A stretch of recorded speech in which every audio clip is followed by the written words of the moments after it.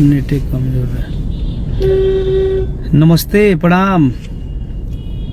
हम आप सबके भाई प्रमोद प्रेमी, और बहुत दिन के बाद हम हालांकि लाइव आइल बने लाइव बड़ी कम आइला, और आप सब से यह अनुरोध बा कि बहुत सारा शुभकामना आप सबको हम देले रही।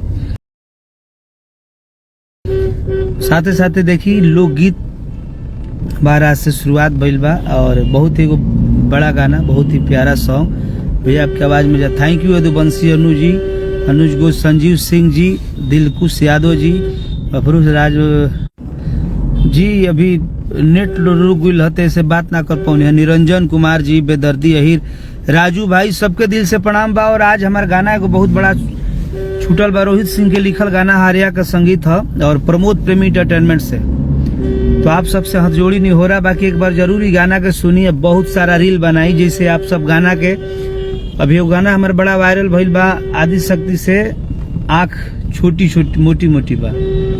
तो वो गाना के साथे साथे अभी बहुत प्यार दुलार देनी आप सब। एगो याद गाना 369 चैनल से आई रहे, काफी रील बनावे वाला भाई लोग को बहुत बहुत धन्यवाद। एगो कौन तरीके 4 तारीख के गाना एगो जेल रिलीज होता है 369 चैनल से।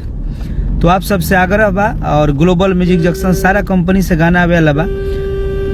तो आप सबसे यही नहीं हो रहा बा कि आप सब गाना जो छूटल बा ओकरा के सुनी, और बहुत सारा प्यार से बात 3 बजे सुनी भाई।